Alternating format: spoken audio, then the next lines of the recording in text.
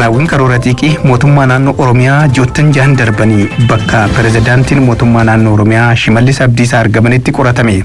Gama raawwii hojii kanaatiin gabaasni kilaastara misooma baadiyyaa, misooma hawaasummaa, misooma magaalaa, horataalee mootummaa, deeggarsaa fi hordoffii kanneen fakkaatan dhiyaateeti jira.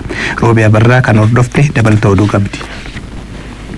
qorannoo raawwii karoora xiiqii kurmaana lammaffaa manneen hojii mootummaa naannoo Oromiyaa kan bara 2016 gabaasawwan kilaastara misooma baadiyyaa, kilaastara misooma magaalaa, kilaastara misooma hawaasummaa fi kilaastara misooma bulchiinsaa horataaleen dhiyaate irratti yaadnii fi gaaffiin mana keessaa ka'eera. Tajaajilli manneen hojii keessatti ammas fooyya'uu akka qabu, galiin hanga barbaadamu sassaabamuu dhabuu, raawwii buusaa gonofaa wal qabatee galma barbaadame bira gahuu dadhabuu, hanqinni qulqullina barnootaa fi hanqina kitaabaa akkasumas ijaarsa piroojektootaa wal qabatee hanqinni jiraachuu fi yaadonni biroonis ka'aniiru.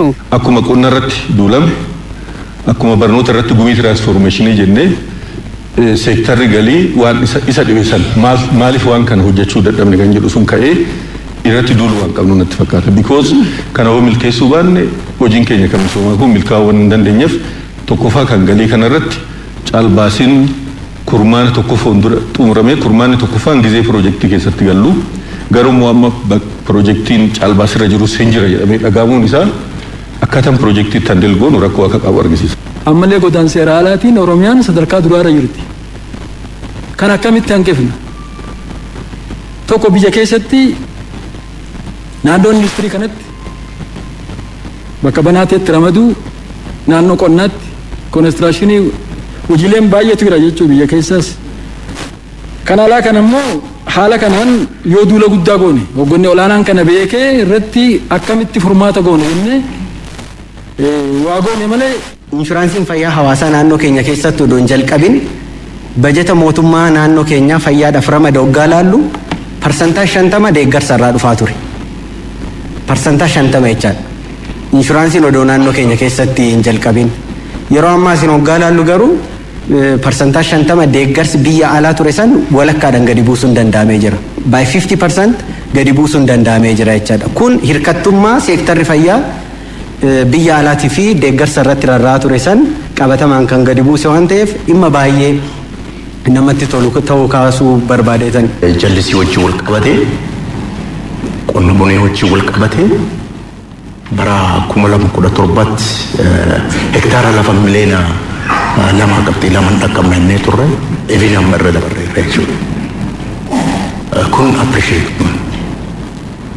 Garuu qonna arfaasaa, qonna gannaa kan jallisiis wajjin wal qabatee akkaataan jiru gaarii ta'ee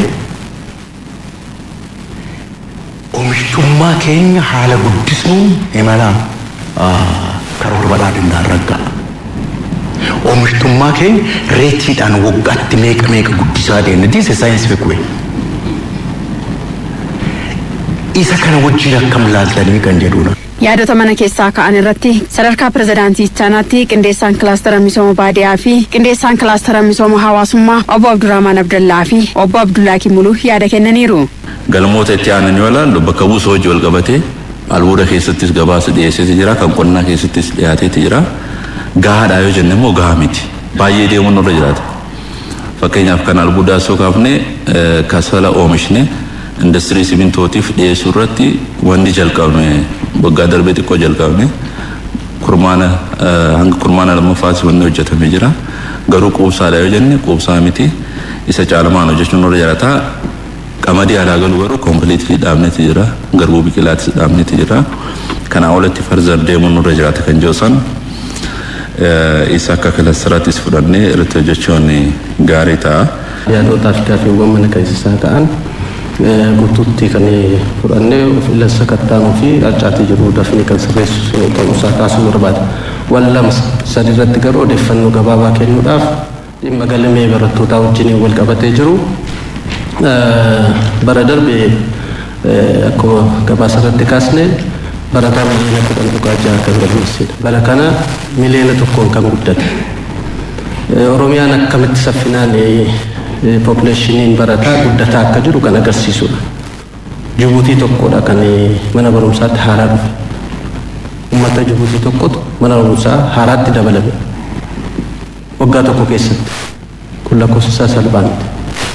namni galma kun garuu karooraan madaalle malee against plan kan jedhu madaalle malee namni umriin isaa barnootaaf ga'e hunduu galeera kan jennu hin qabu. Amma sankina guddaa qaba asirratti hojjechuu qaba. Qorannoon raawwii karoora xiiqii kurmaana lamaffaa kan bara 2016 manneen hojii mootummaa naannoo Oromiyaa kan itti fufu ta'uu ibsameera.